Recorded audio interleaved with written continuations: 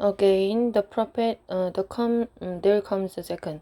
Again, the prophet was silent and he gazed out into the expanse of the Washington Mall, appearing to be preoccupied. This was the last harbinger. I said, trying to get his attention. What's next? What's next? What happens now? I asked. Well, what does it all lead to? The harbinger are signs of what, Nuriel? Of warning. And of what else? The rejection of warning. And what's the purpose of warning? To prevent something from happening, a threat and a danger. So what happens if a warning is given? If the alarms go off and nobody listens, then it happens. So then it happens. But does it have to happen? I asked. If the warning is rejected, then yes, it has to happen. But people can change and nation can alter its course. Yes, that's the hope. That's the purpose of warning. Changed course means a changed end. But unchanged course means an unchanged end. Then it has to happen. As it did to ancient Israel, each case is unique, but the overall progression is the same. So if America's course doesn't change, then what? Another 911?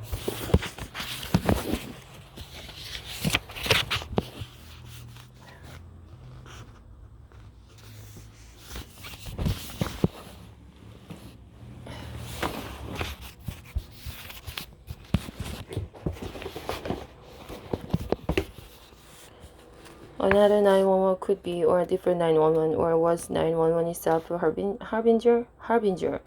And what does that mean, I asked. The first Syrian invasion of Israel was the calamity in and of itself, but at the same time, it was a harbinger of a still greater calamity to come, a warning of the nation's destruction. A calamity can also be a warning, but what would 911 be harbinger of? It was the day of falling timbers, but what is the fall of a symbol? He asked. I have no idea, I replied. Is it not also the symbol of a fall? I'm not getting it, but you will. So first the warnings given, and then a final calamity. More than one warning may be given, said the prophet. If one alarm is ignored, then there comes a second. Then there comes a second, and maybe may come a second. Then there comes a second. Then a second warning is coming. I asked. A second warning, he said. A second alarm and second shaking. A second shaking of America. He turned his gaze so that he was not now looking directly into my eyes as he gave his response. There comes a second, he said again. Then he handed me a seal. It was the same one I had just given him back. The seal of the ninth harbinger. Harbinger? I just returned it to you. Yes, he replied. Then he began descending the Capitol steps. I followed after him, but hearing my footsteps, he stopped and turned around. No, Nuria, he said. That was the last harbinger. Our time is finished. He resumed his descent. I stayed where I was, but I shouted after him as I had done before, only now with more urgent at the thought that it might be my last chance of getting an answer. So what do I do now? About what? About everything you showed me. You don't forget it. That's not enough. I need something specific. What do I do now specifically? When he got to the bottom of the fourth set of steps, he stopped, turned around, and responded specifically. He said, "Yes, specifically," I replied. You go home, and you watch." "And what am I watching for?" "There comes a second," he replied.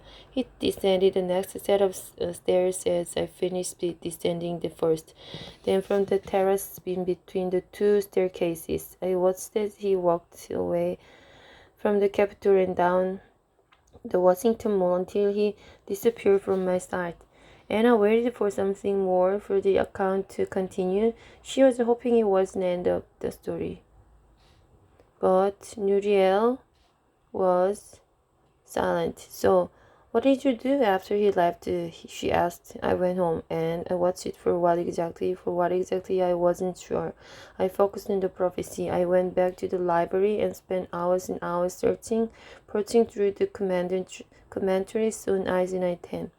And I found a match what the prophet said to me when he left in what the commentary said about Isaiah 10. They matched. How? In one of the commentaries I found this.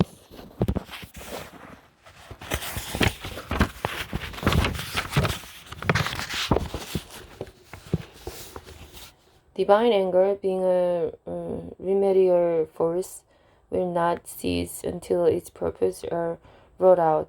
Therefore, if Israel resisted one expression of the anger, another must be found. Found.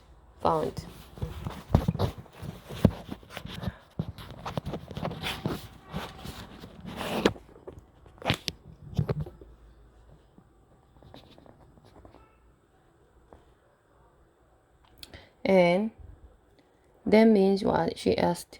It means that there was a purpose behind the first calamity, the first invasion of the land by the Syrian. Its purpose was remedial, to correct, to wake up the nation, to turn it back to God, a purpose of redemption. But you knew that, lady, she replied. What did you get from the commentary that was different or that matched what the prophet told you? Oh, what it's saying is that those purposes won't stop until they're fulfilled. So, if a nation rejects one expression of that purpose, another must be found. The first purpose or manifest itself again in another form. That's what I found in one commentary. And then in a second commentary on Isaiah 10, I found this.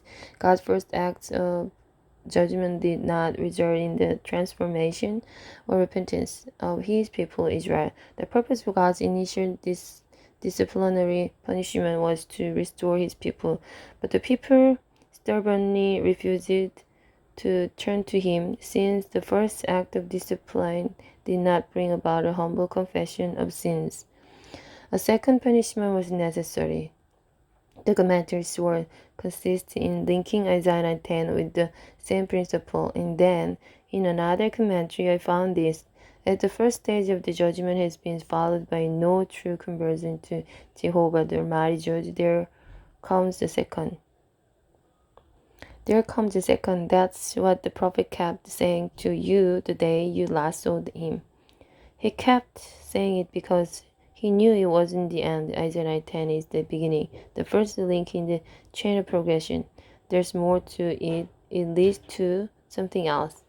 So then, if Isaiah 10 is joined to miracle with the harbinger, it means that what happened on 911 isn't the end of the matter.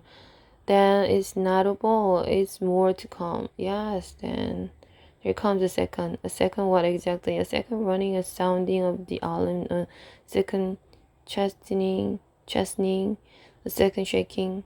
But what exactly, what form does it take? The prophet spoke of the harbingers as most.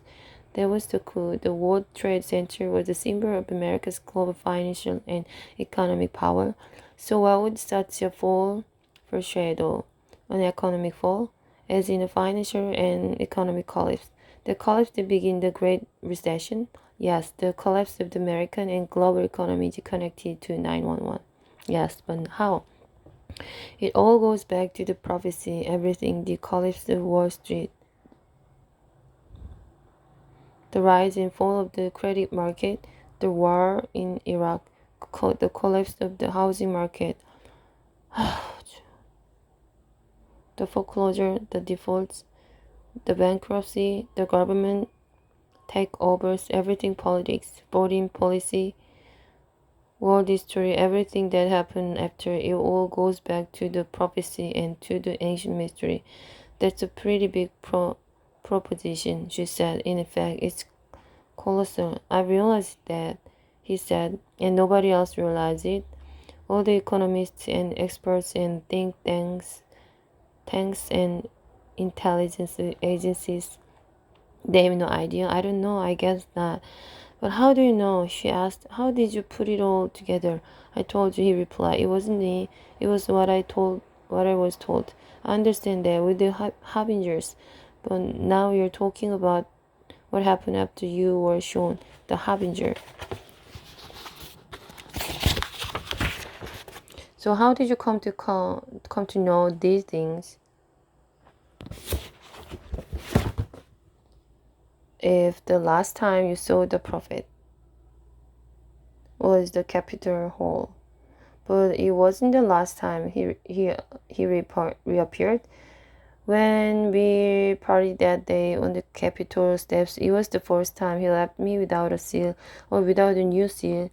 So I assumed there was nothing more to be revealed. I didn't even see him again. Still, occasionally, I'd walk alongside the Hudson to the place where we first met in a hope that he'd reappear, but he never did. Several years passed, and just when I had given up any hope of seeing him again, he reappeared.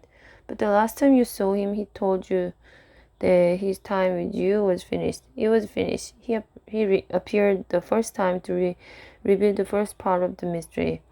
The first part was complete, but there was more. So he appeared again, but this time to reveal the second part of the mystery, because there comes the second.